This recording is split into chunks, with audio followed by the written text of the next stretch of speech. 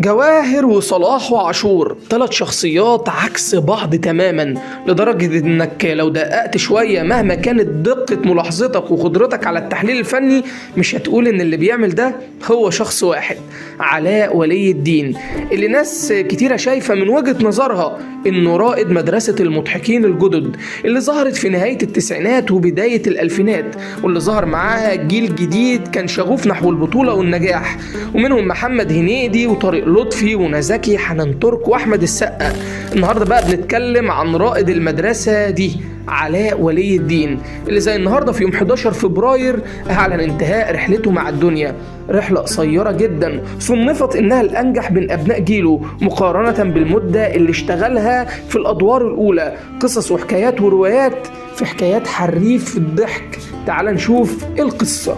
اتربى الفتى خفيف الظل في أسرة فنية، والده هو الفنان المصري سمير ولي الدين، صاحب ما يقرب من 100 عمل فني تنوع بين السينما والمسرح، وكان أبرز أعماله هو مشاركته في مسرحية شاهد ما شافش حاجة مع الزعيم عادل إمام.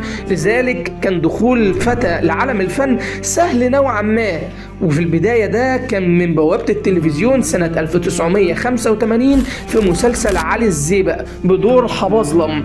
حياة علاء ولي الدين، وبالرغم ان الناس شايفة انها كانت سهلة بدخوله عالم الفن من البوابة دي، الا انها كانت مليانة بالصدمات والاحزان.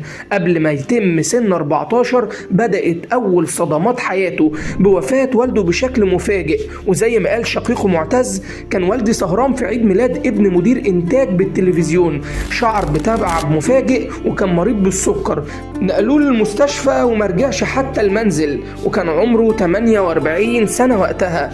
كان عمري 9 سنين وعلاء 14 وخالد 11. كنا نايمين وصحونا من النوم وقالوا أبويا مات، وكانت والدتي وقتها عمرها 38 سنة. علاء شال المسؤولية وبقى راجل البيت وعائل الأسرة رغم إنه صغير في السن، وأصبح الأب والأخ لينا. ولما وصل لسن 16 سنة واستخرج البطاقة اشتغل عشان يساعد والدتي، اشتغل كل حاجة وأي حاجة، في مطاعم وأمن، في أوتيلات، واتنقل في شغل كتير عشان يقدر يكفي مصاريفنا. علاء أصيب بمرض السكر وهو في المرحلة الثانوية، ورثه عن أبويا وأمي، وكان بياخد كل شيء بالكوميديا حتى المرض. طريقه للفن ما كانش مفروش بالورود، عانى كتير جدا وهزايم وانكسارات قبل ما يعرف طريق النجومية. وعن الفترة دي شقيقه معتز بيقول: بعد حصول علاء على بكالوريوس التجارة سعى للالتحاق بمعهد الفنون المسرحية، لكنه اترفض أكتر من مرة، وكان القائمين على الاختبارات غير مقتنعين بيه تماما، وقالوا حتى انه ما ينفعش يبقى ممثل، لدرجة ان علاء سأل واحد من اعضاء لجنة التحكيم: هو انا بسقط ليه؟ رد عليه وقال له: لانك ما تنفعش تمثل، انت تروح تشتغل بالياتشو في سيرك. لكن علاء تمسك بحلمه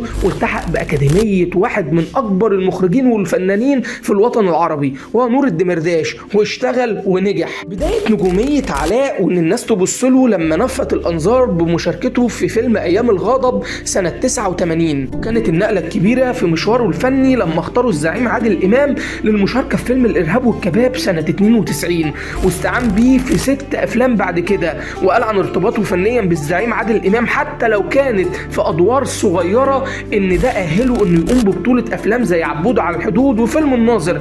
علاء ولي الدين الفيلم اللي عمل له نقلة في حياته كان فيلم الناظر، وكمان عمل نقلة في حياة نجوم كتير زي محمد سعد وأحمد حلمي، وكمان فتح بوابة الكوميديا لجيل كامل.